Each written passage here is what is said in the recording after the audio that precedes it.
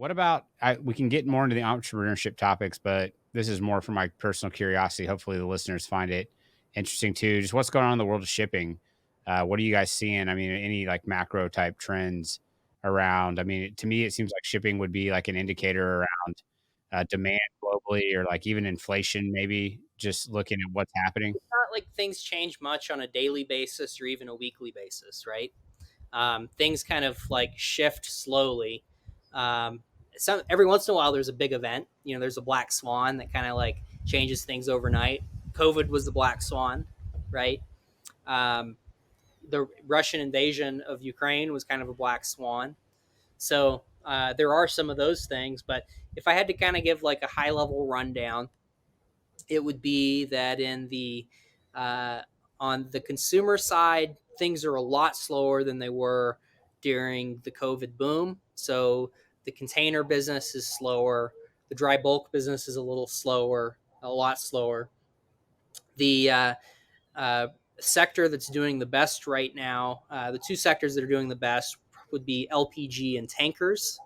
Mhm. Both of those have benefited a lot from changing trade lanes after the Russian invasion of Ukraine.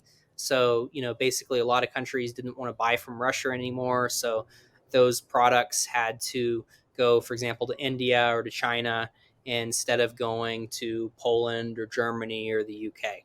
And it's a lot farther. So, that kind of takes out a lot of the availability. So again, this is not new news, right? This is a kind of a change in market structure that's been in place for quite a while now. Kind of like longer term trends, bigger trends.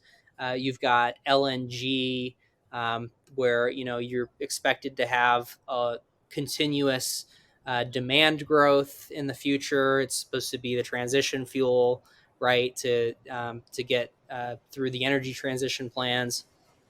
So a lot of people are betting really heavily on LNG. The order book's huge. The container order book, lots of ships coming online because of the boom that we had. Uh, Things are still okay on a historical basis, but there's a lot of ships hitting the water. Tankers and dry, I think, are probably the most attractive as far as the fundamentals go. Another maybe significant change that may be coming is a shift towards methanol as a fuel. So you can do some fairly minor modifications to ship engines and have the engines run on methanol rather than traditional combustion fuels. So a lot of the new ships that are being ordered with the assumption that they might run on methanol. So they're being, ordered with that capability. Some of the engine guys that I've talked to, like one of the engineers at MAN, which is the biggest ship engine building company in the world, they all say methanol is going to be a thing. But yeah, I would say those are the big changes. So, I mean, like, is it a you can see from what's going on in shipping a little bit in terms of what, like you mentioned, the consumers. I mean, obviously, from like heavy industry, uh, you know, different products. I mean, it seems like during COVID. Go ahead. I'd say containers and dry are probably the most correlated to kind of what's the macro picture. Um, I think the rest, all the energy stuff, is really just all about Russia. Right. It's kind of lost its correlation, I think, with everything else.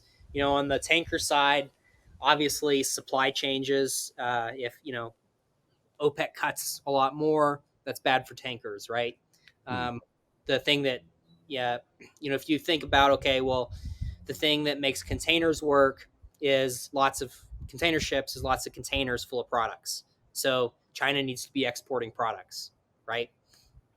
The thing that makes dry work is lots of exports, mostly from Brazil and Australia, a couple others as well.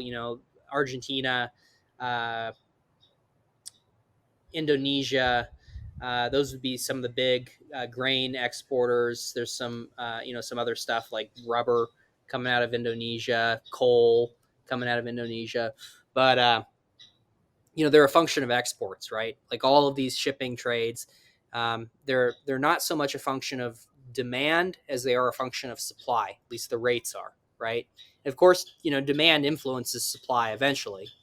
But you can have, a very long period where supply is above average, above normal, and so that keeps shipping rates high, right? It doesn't matter what demand is for ships. It matters what the supply of products to load onto those ships to get shipped is, and it matters how far they're going. So for tankers, products going further, ton miles increased, so you need more ships to travel the same, to carry the same amount of goods. So if OPEC decides to export less oil, then the rates for ships will probably go down because there's not as much getting loaded. There's not as much demand for cargoes, right?